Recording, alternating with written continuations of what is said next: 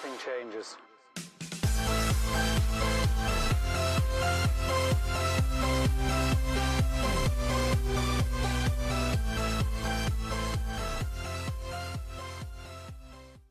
Hey, what's up everybody? Welcome in to the Rockstarflipper YouTube channel. It's Friday, yay, October 11th, 2019. I kind of want to do a recap video of the week and also two topics that were brought to my attention today and commented on by a lot of people in the Facebook group. So number one, it's just a quick Amazon update. The IPI, that's kind of your inventory, your index performance number. Any of you that are Amazon sellers, they've raised the minimum number for unlimited storage to 400 rather than 350. If you're not an Amazon seller, ignore this. If you are and you do FBA, you'll know what I mean. Your performance levels by January need to be up to 400, the averages, and that has to do with like your sell-through rates and your inventory storage and all that. So check that out. If you didn't get that email, just Google Amazon IPI and it should come up as the first story. I'll try to link it below as well. Second one is an important one, and this is kind of for newbies and beginners. And in fact, there were some veteran sellers that surprised me with their answers on this. Overwhelmingly, though, in the Facebook group, it was probably about 95% who agreed with me and 5% who did not. And it was weird, the people that did not really didn't have an angle for this. So the topic came up about refunding customers when they pay more shipping than the item costs to actually ship.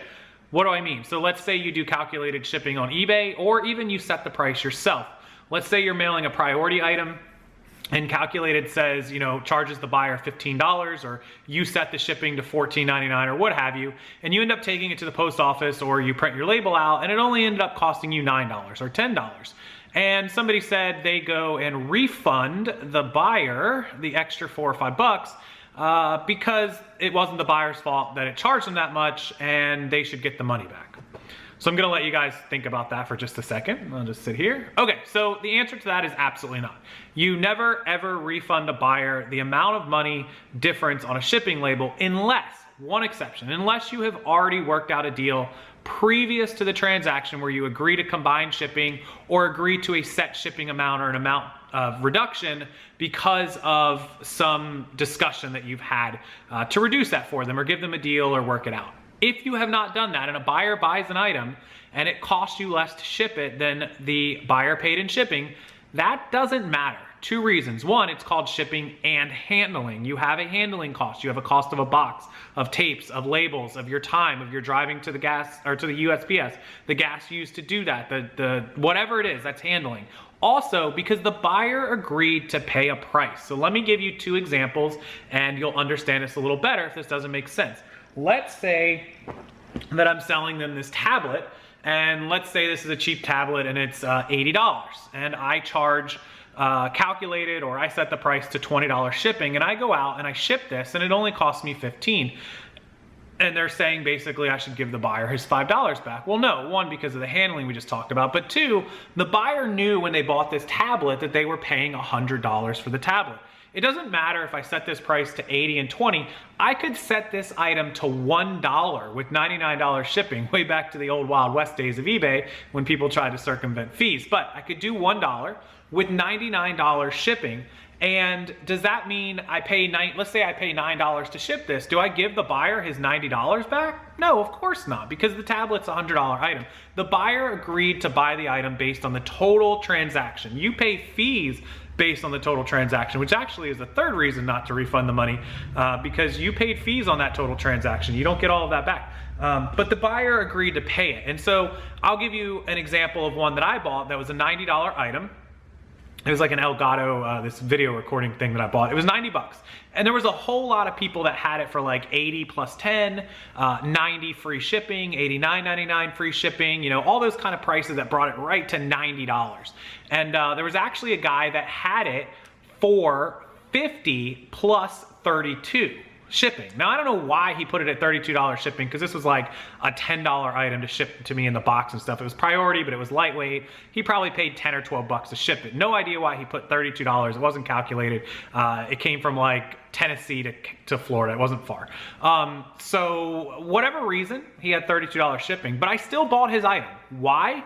Because at 50 and 32, he was $8 to $10 cheaper than everyone else. He had good feedback like all the rest of them. The item was in the box like I wanted, like everyone else's. It wasn't brand new, but it was like new in the box. And so everything was the way I wanted, and he was $8 to $10 cheaper. So he got my business, even though his shipping charge was astronomical and I knew it wasn't right. Obviously I know what I'm doing and I'm a seller.